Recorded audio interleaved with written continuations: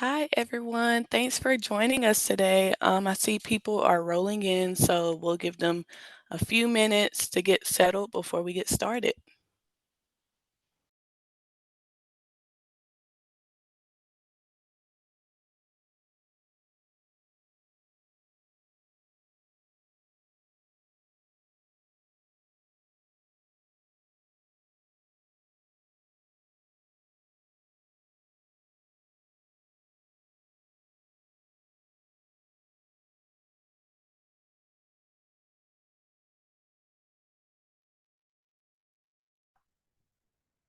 Good morning, Keith Rock.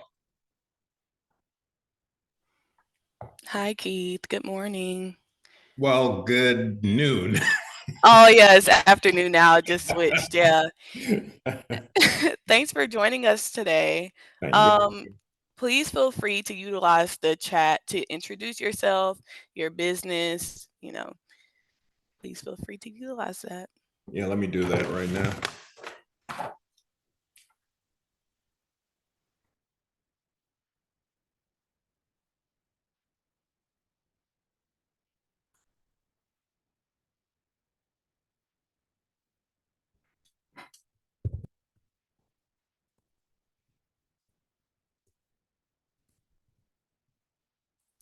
For those who have just joined us today, thanks for joining us.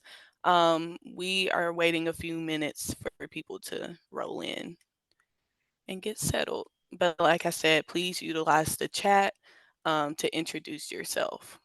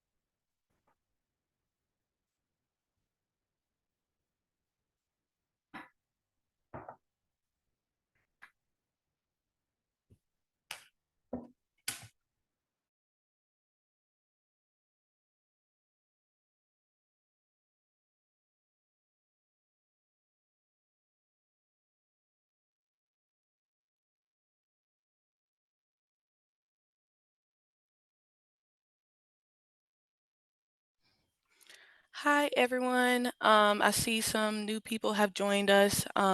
We're waiting a few minutes for people to join and get settled in. Please utilize the chat to introduce yourself.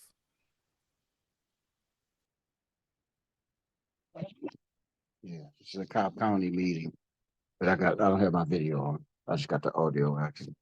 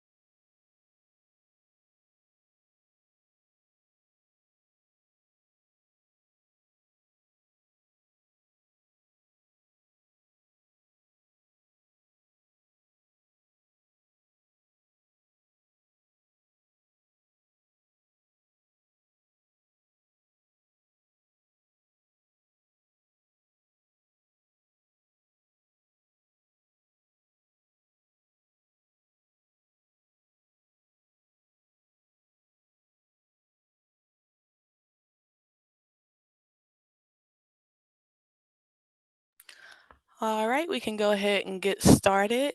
Hello, everyone. Good afternoon. Thanks for joining us today. My name is Trinity Williams with Griffin and Strong PC. We've been contracted by the county to perform a disparity study. And today you're joining the informational meeting. With the meeting, we'll be discussing information about the study, who we are, the study process, and how you all can continue to be involved in the study. Before we go into our presentation, I do want to give our project team an opportunity to introduce themselves. I see we have our sub consultants on with us today, as well as Roger Ball with Cobb County. If you all would like to introduce yourself.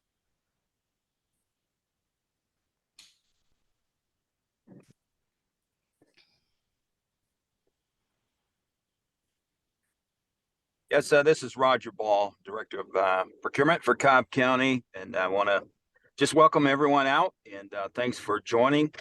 And hopefully you'll find this informational session very helpful and very beneficial. Thanks. Thank you, Roger. Rodney Littles, would you like to introduce yourself?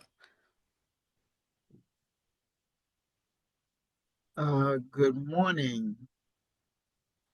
Good morning. Thank you so much, Trinity. We're really excited and looking forward to continuing the anecdotal interviews as Griffin and Strong sub-consultant in this area. We're about 2/3 of the way through. Very interesting conversations. Thank you for the opportunity. Look forward to talking to some more firms in the area. All right, thank you. And Heather, would you like to introduce yourself?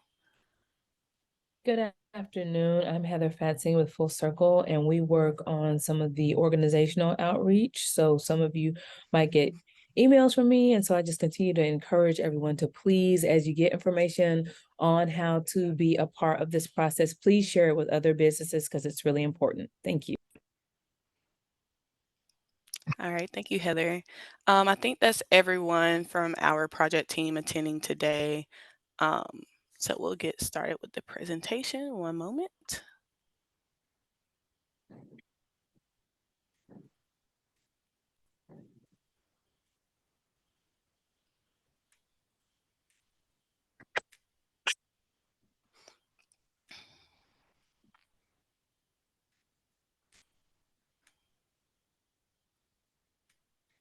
All right.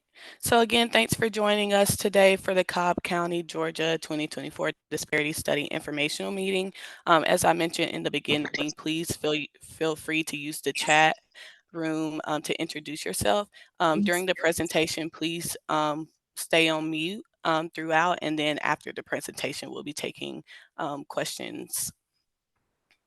So on the agenda for today, we'll be telling you a little bit about us, GSBC, what we will be doing throughout the study, the objective and purpose, the methodology and study process, as well as the project timeline.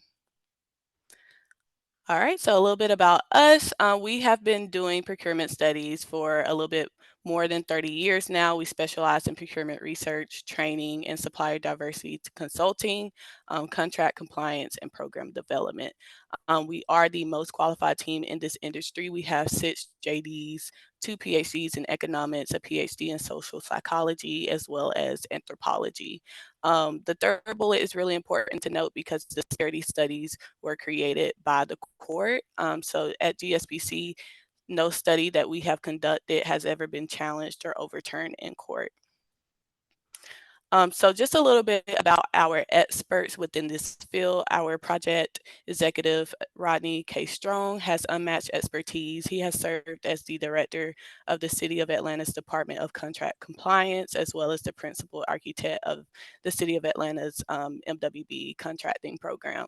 Our principal researcher, Dr. Egan, is one of the foremost experts nationwide. He has conducted almost 200 studies at this point, and he has successfully defended 6 studies as an expert witness. And then our senior economist, Dr. Price, has 25 years of experience in economic analysis of disparities of employment, private sector contracting, lending, and public contracting. And he was most recently named as one of the top 40 Black economists in the last 30 years. All right, so going to the objective and purpose of the study. Okay. Thank you, Trinity. So my name's Michelle Clark Jenkins. I'm the Senior Director of the Consulting Group of Griffin and Strong. And the objective of this disparity study, as well as any disparity study, is that it's an objective research tool that helps us to determine whether there's disparities in government agencies' procurement activities based on race, gender, or ethnic groups. Sometimes it can be used for other purposes, just to measure, for example, with veterans or disabled persons, to measure whether their utilization is kind of at the level where it should be based on their availability.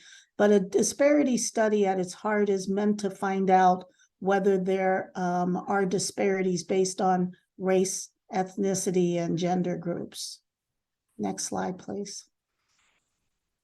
So this all grew out of a 1989 case, City of Richmond, Virginia versus J.A. Croson. Up to that point, people had kind of recognized societal discrimination and historical discrimination. And this was the first time, and actually one of the last times, the Supreme Court has spoken on this subject. And what they said, in essence, which you really had to prove that there was a factual basis for why you have any race or gender conscious program. And then later, the court introduced similar requirements for gender-based programs. So you have to have a factual basis in evidence.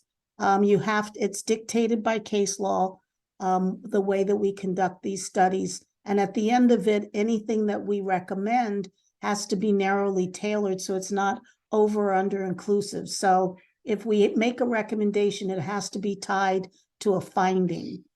So again, the Supreme Court for the first time kind of said you have to, before you can have anything that's race or gender conscious, you also have to be able to demonstrate. And many of you are now familiar with the recent Supreme Court case, Students for Fair Admission. And really that case supported what we're doing here.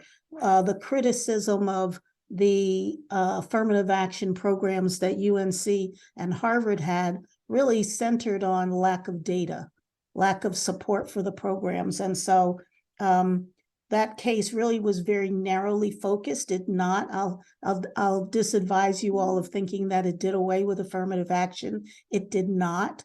The court said that, as a matter of fact, it didn't even do away with affirmative action in education. It just did away with the UNC and the Harvard programs because it didn't live up to the standards of some of the previous cases and what was required. But the foundation of disparity studies, which has sunsets, it has a determinable outcome that you're trying to achieve, and it's based on statistical and anecdotal evidence. All right, thank you, Michelle. We'll move forward with the methodology and study process. So here's our study process. We begin the study by doing a legal analysis where we're looking at the relevant case law within the county. We also do a deep dive within the purchasing policies and procedures, which we'll discuss more in detail later in the presentation.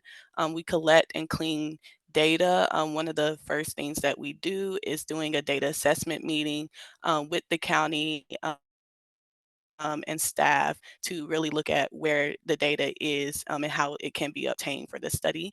We run a relevant market analysis, a utilization analysis, and an availability analysis. And by comparing utilization with availability, is resulted in our disparity analysis. We run a regression analysis, which we also refer to as our private sector analysis, and we have an anecdotal evidence and collection and analysis, which you all are a part of today, which we'll discuss how you can continue to be a part of. And then lastly, we'll have our final report with recommendations. So for the policy review, as mentioned before, we look at the county's policies, purchasing, and procedures. We also conduct policy interviews with the staff to get more clarity on the policies going on. So we mainly ask 4 questions. Do policies as written present a barrier to minority and women-owned businesses and service disabled veteran-owned small businesses? We also ask, are these policies understood by staff? What policies can be modified to promote inclusion? And is there a discrepancy in policy as written and policy as implemented? For the relevant market analysis, we use this, we take the county's payment data and look at the geographical location to see where the county is spending at least 75% of its payments within each major category. So the industry categories we look at are construction, A&E, goods, other services, and professional services. And only firms within the geographic relevant market will be included within the study. So for utilization, threshold, and availability analysis, utilization, we take the data and measure both prime and subcontractors. So we'll have prime utilization and subcontractor utilization. We also have total utilization where it's prime plus subcontractor utilization. And we disaggregate by year, work category, and then race, gender, and ethnic status. We also have a threshold analysis detailing the level of contracting by award interval. And the purpose of this is determining contract sizing and if there's an issue or opportunities for small businesses. And then with the availability analysis, GSBC, we use a list-based approach. And this approach, we take the county's vendors, bidders, awardees, payees, certified MWBEs, and service disabled veteran-owned small businesses. We also use third-party government lists as well, such as the DOT, and we use a ready, willing, and able standard to determine availability. All right, so for the disparity analysis, as mentioned before, with this analysis, we're comparing availability to utilization, and comparing the two creates the disparity index for each race, ethnicity, and gender group. And then it's disaggregated by industry category. We also run a statistical significant test, and we look at the regression analysis as well to determine if disparities can be explained by factors other than race, ethnicity, and gender, such as education status or age. So the private sector analysis, also known as our regression analysis, determines, like I said, whether race, ethnicity, and gender status has affected utilization of firms owned by members of these groups in both the public and private sector. We also look at, if disparities exist, as mentioned before, what factors determine this, what other factors could determine this. But this could include self-employment disparities, credit markets, and building permits. All right, so the community engagement and anecdotal evidence. As I said, we would like you all to be involved in this section of the study and heavily involved at that. Today, you're attending the information session, but we'll also be conducting anecdotal interviews. These anecdotal interviews are randomly selected. We'll have 30 of those. Rodney Littles, who's on today, will be conducting those. And this is a one-on-one interview that we'll be having. So as you hear from us, please participate if possible. We'll also have a survey of business owners. This is an opportunity for us to take your testimonies and quantify those. We'll have public communication sessions. We'll have 3 of those in January. We'll have 2 being conducted in English, and we'll have 1 being conducted in Spanish. These communication sessions are an opportunity for you all to provide your testimony, doing business or attempting to do business with the county. We'll have focus groups. These are also randomly selected groups. This is an opportunity for you to communicate amongst your peers. We'll be providing topics, asking questions, but we really want you all to bounce off each other and communicate, your experiences with the county. We'll have organizational interviews as well, and we'll be taking feedback from the community via email and social media comments. All right, so how can you be involved? Be vocal.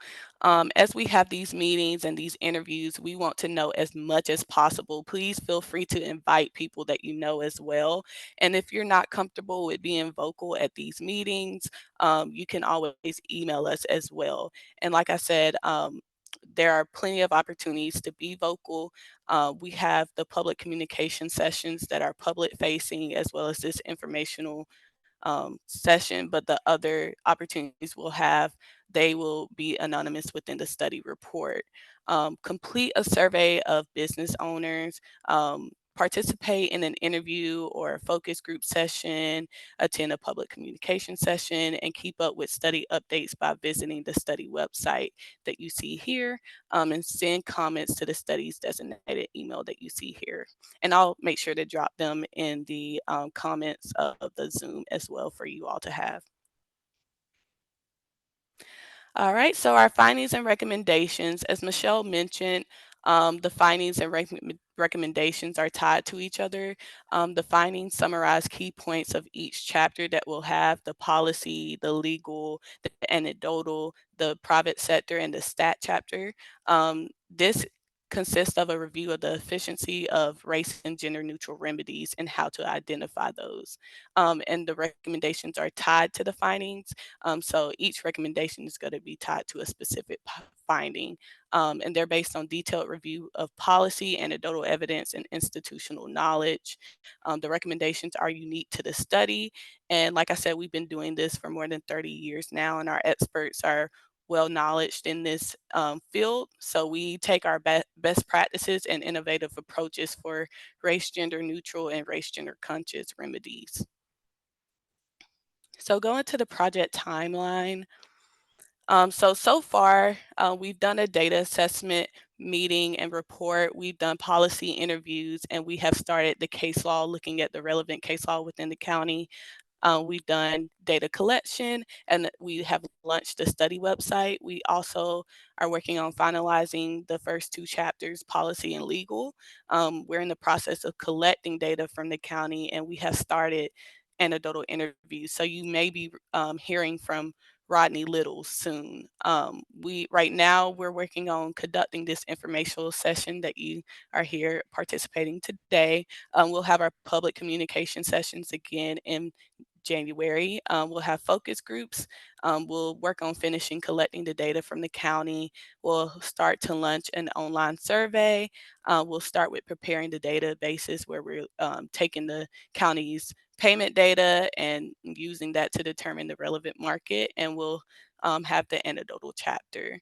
And then after that, in the spring, we'll be conducting the data analyses, as we mentioned before. And then wrapping up the study, we'll have the stat chapter, the findings and recommendations, the draft report, the final report, and then we'll finish with county presentations. All right, so that's all we have for the presentation. But here is our social media. Feel free to reach out via Facebook, LinkedIn, our website, the study website, and the study email. And again, I'll drop this information, the study email and the study website, in the chat.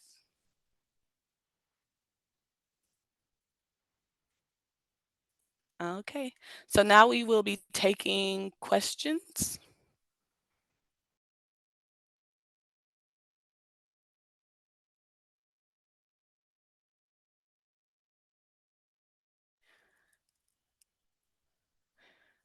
Jakar, sorry if I mispronounced. I see your hand is raised.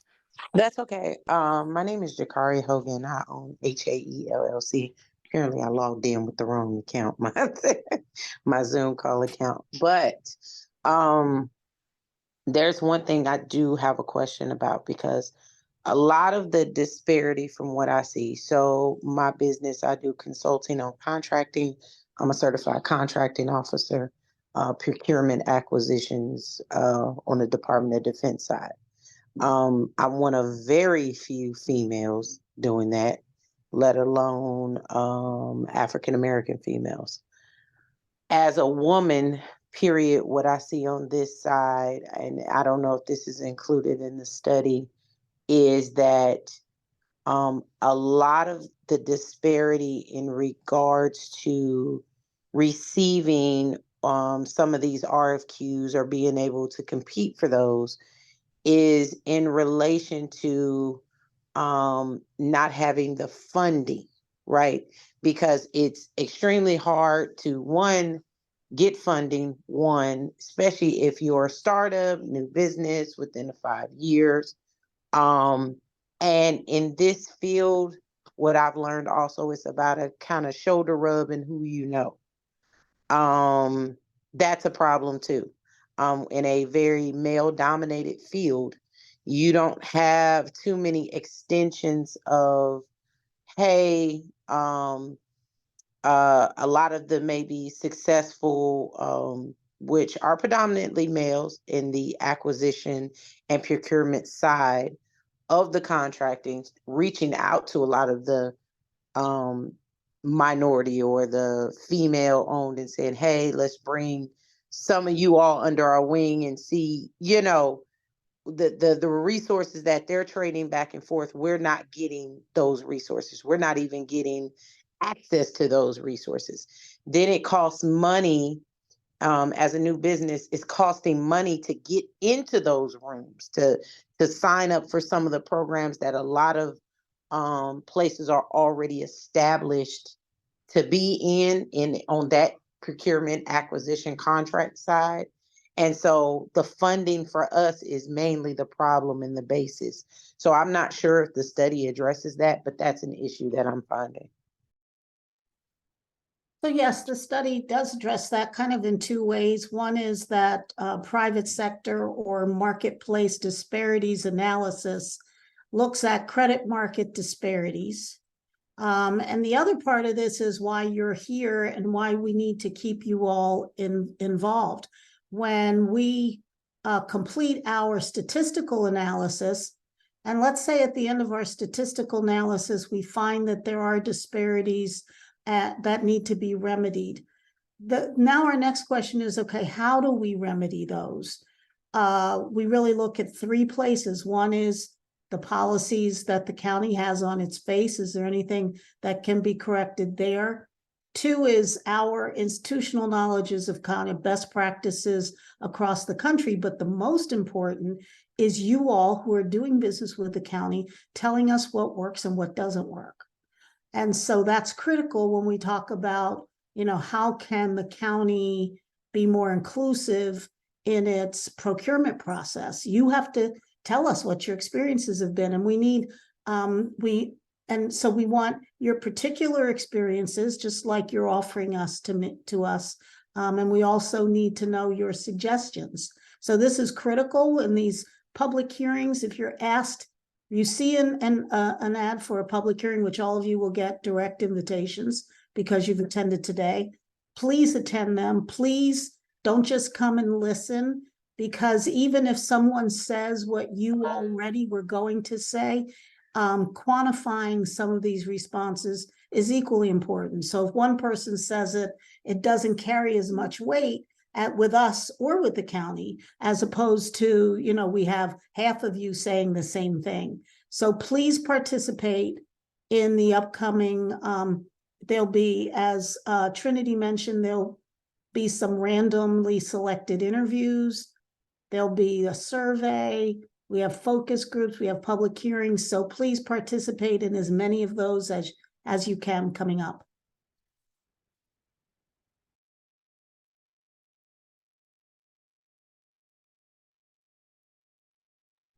Thank you. I have received a question. Will participants receive any compensation for their time and input in this study? So we do provide opportunities for compensation with our focus groups. Again, those are randomly selected, but those who participate, we do offer gift cards for those. And then we'll have an opportunity for the survey as well, where we'll randomly select of those who participate in the survey. About, I believe it's 3 who will receive some type of gift card as well. Yeah, so I want to directly, I don't want to mislead you. There's not payment per participant. What Trinity is talking about is with the focus group, the gift card is really, so you can buy lunch, it's really a token.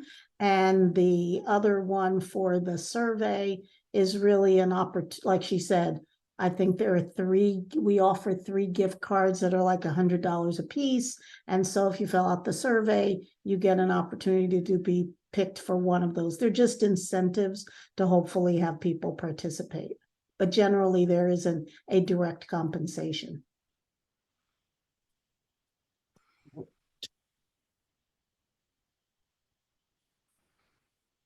Faye, I see your question. Will we receive these notices sent via email? What notices are you referring to?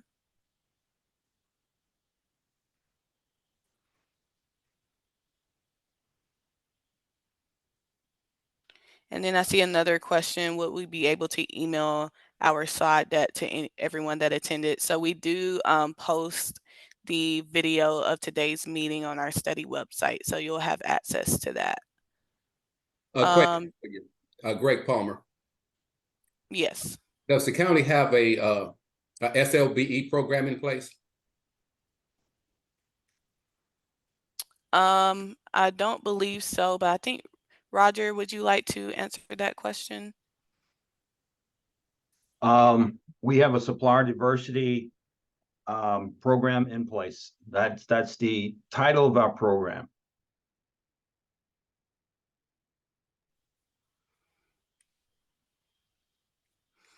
Is it also on your website? It is on our website, our supplier diversity program, and some of the things that we are doing within the confines of that program as well. And it's also some of the measured results are indicated in our procurement annual report.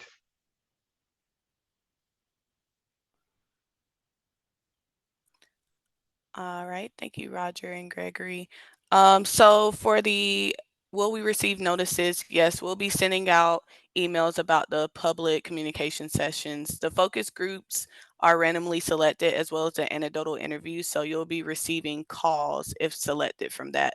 But everybody will be receiving the email for the public communication sessions as well as the survey.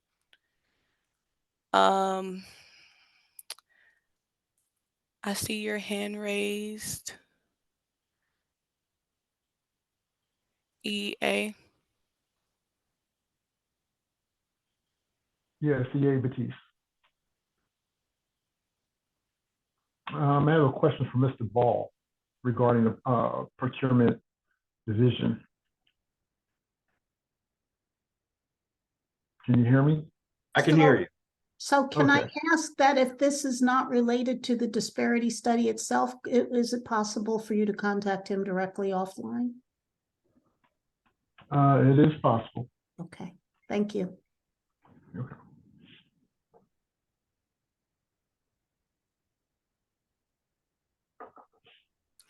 All right, Dr. Angela, I see that you said you have a question or several questions. Yeah, I wanted just to ask them instead of typing them because that would be a lot. Is it okay if I ask several questions, or do you guys want me to just get in touch with someone? No, if you have a question related to the disparity study, we'd absolutely like to hear that. Okay, yes, I have several. So as it relates to being randomly selected, if you are not selected, does that automatically mean you will not be considered? For an interview? Yes. I would say contact us directly if you really want to do an interview. We're doing a certain number of them that have to be randomly because the idea is that the outcome of them is not, geared one way or the other because they're randomly selected. But we're happy if there's someone who really wants to do an interview with us and you weren't selected. Yes, go ahead and contact us through the email address that I think Trinity gave, and we'll try to arrange we just have to categorize it differently because it's not random. Okay, so how will I know when the deadline is? Do I just contact someone now before you start selecting, or do I wait until you select afterwards because I may be selected? Oh, yeah, well, you could, that's I'm just true. calling that out. Yeah. So, we're gonna start, interviews very shortly, right? When are we starting, Trinity? Yeah, so the anecdotal interviews are starting now. Um, we will complete the anecdotal evidence collection by February. So anytime before then, if you want to contact us, Okay. that would be great. But we have already started the anecdotal interviews. Okay, and when are those finished? Do you know? They're Um, finished in December? yes, yeah, Okay. they're finished So, in December. so I would say, if you haven't been called by December, you might want to volunteer if you want to. Okay, sounds great. So the second question is, what will automatically disqualify your company I'm not sure I understand the question. Disqualify us from what? from selection? I don't know if I missed it, but I went on the website that had your bid information, and I did not see the criteria to even be part of this. So is there somewhere I can go as far as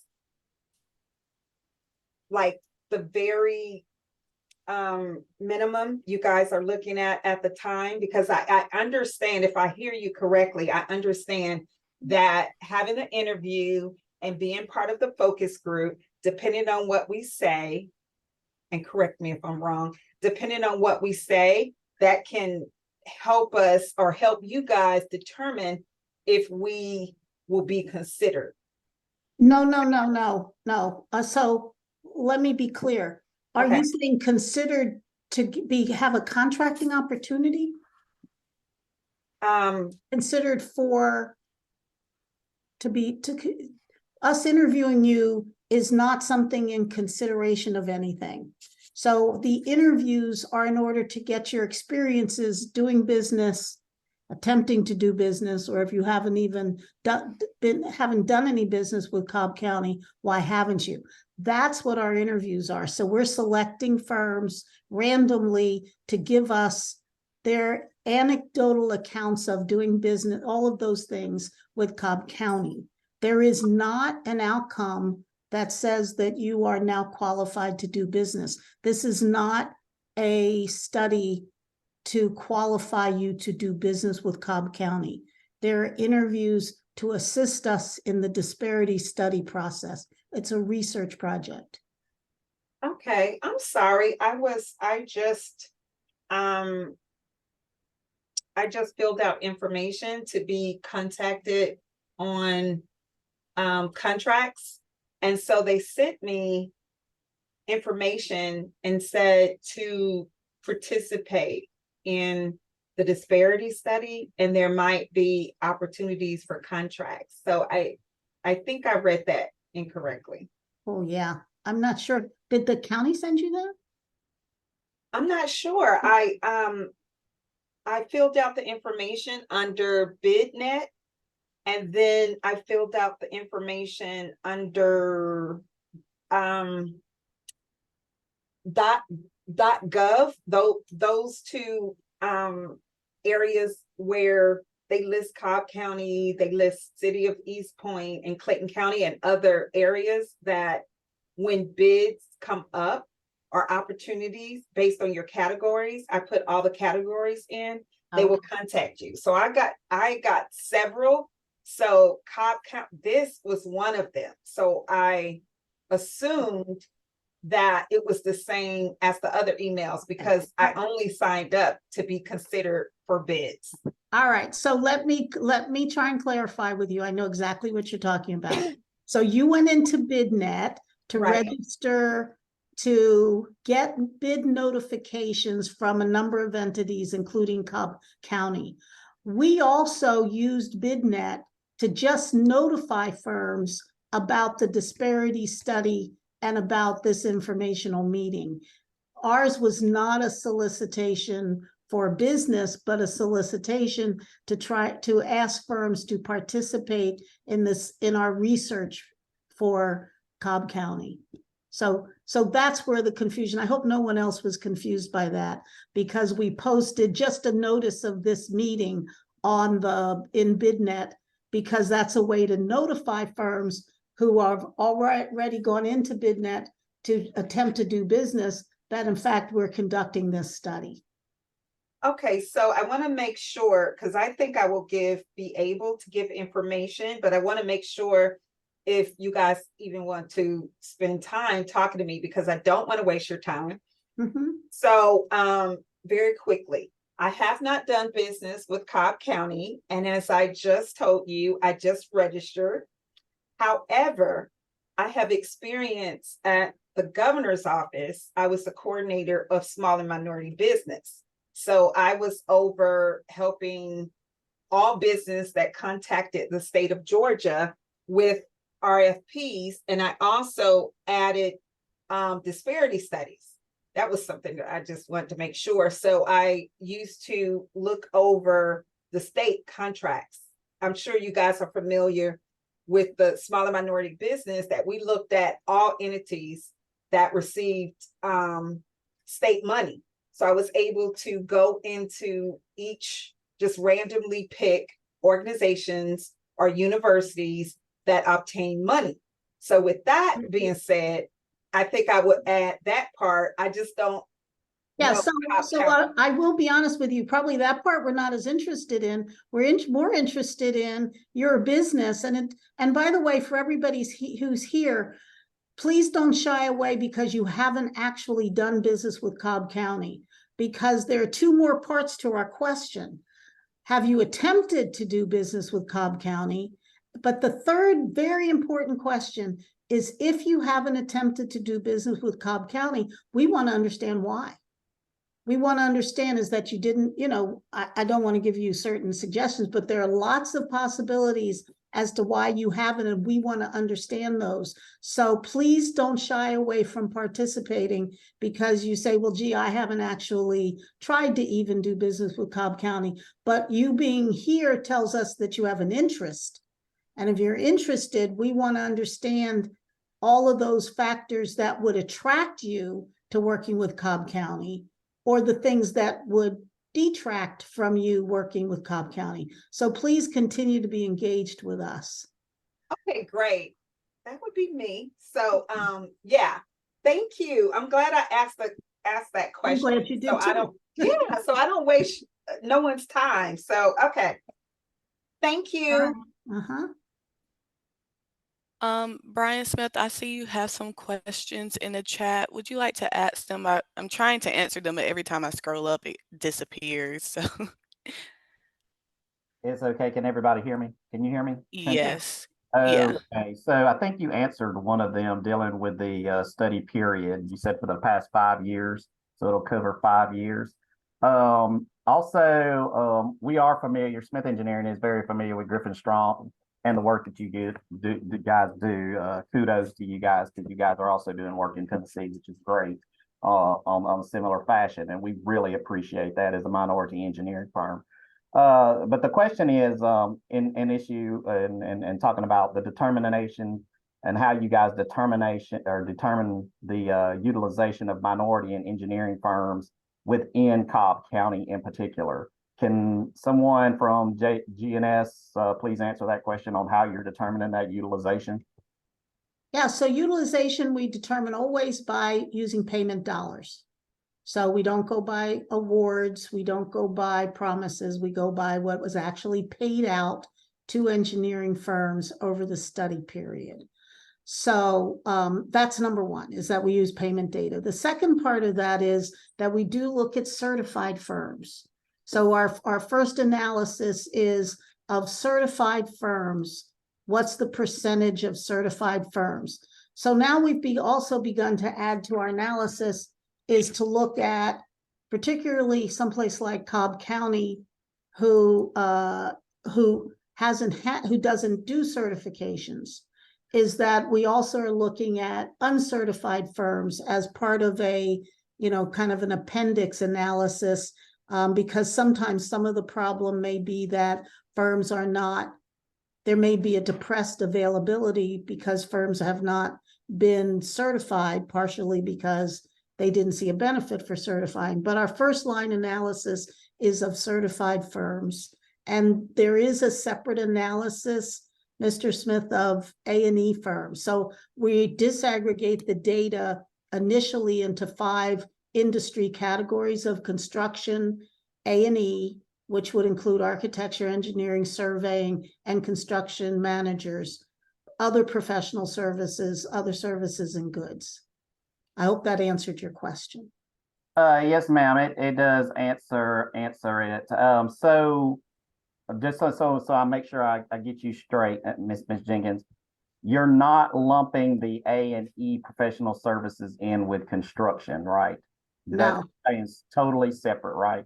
Yeah, we look at it separately. And part of the reason we look at it separately is because, you know, it is a kind of a separate industry. And although they are all part of a construction project, the contracts themselves are separated. The other thing is, honestly, sometimes governments want to see A&E swung in and look at it with construction. And sometimes they want to look at it with all professional services, doctors, lawyers, all professional services. So by separating it, it allows it to kind of swing it one way or the other, and also to look at it, because we know that there are very different challenges in the design portion of projects. And so we do want to look at those separately.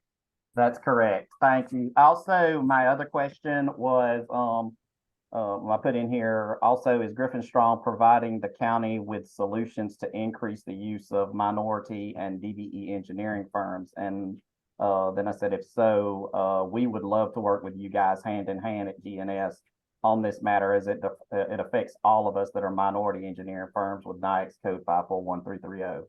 Yeah, so that's why we do want to talk to you. We do need your input.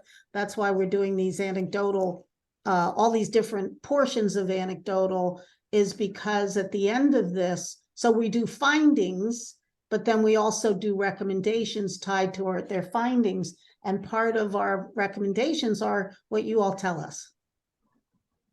Okay, thank you. Thank you, Ms. Jenkins. Thank you, Ms. Williams. Mm-hmm. You're welcome. I got a question. And Roger, I'll let you answer this. Why was the study, or what initiated this study? Well, what initiated the study is a couple of years ago, about 3 years ago, when I took this position as Chief Procurement Officer at Cobb County, there wasn't a supplier diversity program in place. And so I felt like, you know, in coming in and developing, you know, a strategy for moving procurement forward and aligning us with, you know, procurement best practices, one of the things that we needed to do that was very important is making sure that our procurements, we were issuing awards, not to just some firms, but all firms, that we were giving all vendors an equal opportunity to participate. And we wanted to make sure that our process was equitable, that it was fair, and that we were, you know, actually doing the best that we could do to get there. And I felt initially that there was plenty of opportunity to improve. And so that, as a result of that, we decided the best way to really get a good evaluation of our program, to make sure it's fair, to make sure that we've got adequate outreach to, you know, minority and female business enterprises, not just outreach, but to make sure that, you know, we're providing opportunities and those firms were responding. Okay. And then in the process, obviously, when everybody comes to the table, we all have to sharpen a pencil, and awards, you know, how they flesh out the way it is. But we felt that we needed to, you know, have a program in place where we can have the assurance that we were being fair, and that we had a procurement process that with a focus on inviting not just some vendors to the table, but all vendors to the table. And so this is a good way to put it to the test, is the disparity study. Thank you for your answer. Any other questions concerning the disparity study? I see a hand raised.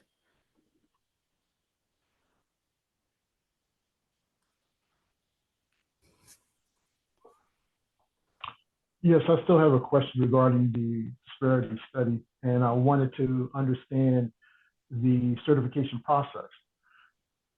Are you looking strictly at the certification from DOT, the DBE program, or are you looking at SAM, the federal registration as to certified small business, services stable, veteran owned, and minority owned? How are you determining the validity of the certification? Honestly, we are using any certification we can find that, Okay. that is bona fide. And the reason for that is the only reason we're using certified is because we need a way to be able to determine whether a firm is actually owned and controlled by a minority woman or veteran or a service disabled veteran. That's the only way we can really be sure that it's, you know, because someone, I mean, if you go into some databases, everybody's minority and woman owned, even though they're not. You know, I mean, if you go into D&B, for example, Dun and Bradstreet, and you ask for all the minority or woman-owned firms, you're going to see like major construction firms and other firms, all that are, say that they're minority or women-owned. So the only way to really know is that they're certified by somebody. Somebody has vetted these firms. And so as long as it's a reasonably bona fide certification by a governmental entity, by the way, governmental entities or another bona fide entity, like sometimes with Native American or American Indian owned firms, we look at tribal certifications, but generally it's going to be by some sort of a governmental agency that has vetted this firm to determine that they actually are. And then when we do this kind of non-certified analysis, we're really looking at, you know, less, you know, in other words, they're not vetted. So that's why we don't rely on that in terms of our factual predicate. Okay, the reason why I'm asking that because in the vendor application for Cobb County, they specifically ask about the DBE certification as opposed to the federal Systems for Asset Management certification. And I wanted to know if that is a difference, but you said you're looking for any bona fide or government entity vetting process, and just try to understand how does Cobb County look at that. That's the reason why I wanted to ask Mr. Ball how that is evaluated. So let me answer for him because again, I don't want the questions to get diverted from the disparity study because we're kind of happy to have him with us, but I don't want to get diverted. So for purposes of the disparity study, we're looking at everything. And remember, at the end of this, one of the things we're doing is making recommendations to Cobb County. So if Cobb County at the moment is only accepting certain certifications, your input that you just made is very important because that allows us to put that into context and say, well, gee, we have firms who were saying that they were certified by the federal government. Maybe you should consider looking at those certifications as well. So what you're saying today becomes part of our recommendations or potential recommendations to Cobb County. Okay, I got you. Thank you. Mm-hmm. I received a question, will the county be notified of our company's participation? So the informational meeting and the public communication sessions, yes, those are public meetings. For all other parts of the study, everything will be anonymous. So that includes the anecdotal interviews, the focus groups, and the survey, as well as the organizational meetings. All right, any other questions? I have a question. Go ahead. Hi, everybody. Not sure if I'm in my lane here. My name, of course, as you can see, is Erica Brown. I am actually a certified verbatim court reporter. So I can't wait to get with y'all, GNS. I know we're going to meet soon. So I just need to know if I'm in my lane. And that's to Michelle, Trinity, Roger. Guys, thank you for, just like A. Jackson said, your vision for us. It's just awesome. I have been certified since 2018. So I'm still a new baby, sort of, kind of. I'm learning. But I'm also at the point where I am trying to go to the next level with baby steps until I, get further ahead. So my question to you is, am I on the correct Zoom meeting, or is this meeting towards, I guess, other professionals or other businesses? The name of my company is called All Rise Atlanta, LLC. So I'm not sure, you guys, if I should be in this meeting because I am a vendor. I just actually did some vendor paperwork. I think I started yesterday was my first time with Cobb County Court. So it went very well. But I need to know if I'm in my lane. I need to know if, oh, you know what, this is probably not pertaining to you because you're a court reporter, or hey, stay on because you never know what's going to come up. So yes, please stay in, because this is about, as a matter of fact, you're probably more pertinent, or just as pertinent as anyone else, because you actually have services to offer that definitely Cobb County is securing. So I think that's important. And so one of the things we look at that you fall into kind of the category is people who offer their services individually versus under a corporate umbrella. Or so sometimes, with our studies, we don't look at individuals, but we do look at sole proprietorships. We do look at LLCs. We do look at, so if you have an LLC and you have a service or a good that's offered to Cobb County or could be offered to Cobb County, you're in the right place. Awesome. Thank you so much. I appreciate it. I will stay on. Mm-hmm. Thanks for joining us. We hope to see you more. Absolutely, Trinity. Ms. Turner? Hi, good afternoon to everyone. This is Josephine Arjo Turner, and I am in the office of Chairwoman Lisa Cupid. She really expressed that she wanted to be in this meeting today, but she has other scheduled meeting. I'm thankful to hear from Mr. Roger Ball about this initiative, and the Chairwoman is very much into part of her policy agenda is really knowing and understanding, and also moving forward how to support this initiative, that there will be more minority owned people, that Mr. Ball said that it's not just only the some but other people across Cobb County that will be able to be engaged for this study and be engaged in the procurement process of the government and in whatever fields that they are into. I am also a small business owner. I'm into educational consulting, but I don't do any business on the side in the county government. I am a part of her staff and her team. So from the perspective of an employee and the perspective of a business owner, this disparity study is really awesome. And thank you all for pushing through it and engaging business owners that small business owners, that they are not left behind. Great. Thank you so much, Ms. Turner.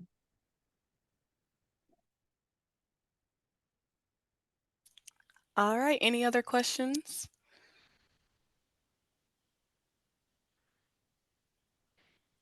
If not, again, please visit our website. I dropped it in the chat.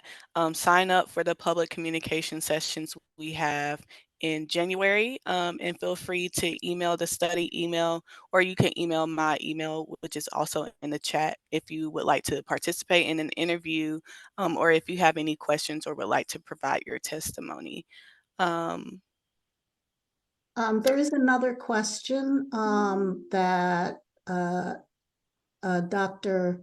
Jean-Louis put into the chat room.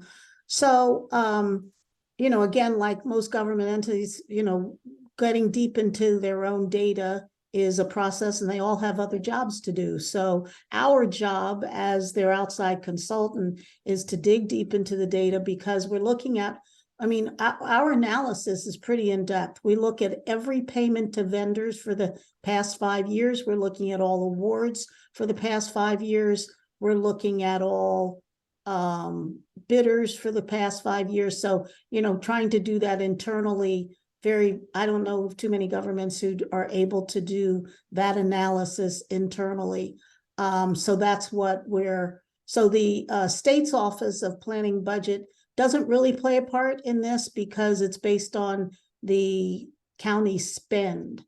And so it's not based on the state spend, it's based on the county's direct payments to vendors. Thank you so much. That helps me.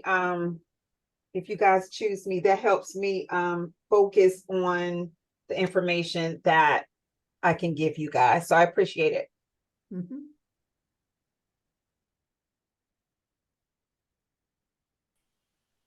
All right. Well, that concludes today's meeting. Thanks again for joining us, everyone, for the informational meeting for Cobb County. Again, we'll have our public communication sessions happening in January. Please sign up for those and feel free to reach out to us. Everyone have a great day. Thanks for joining. Thank you. Thanks. You too. Thank you.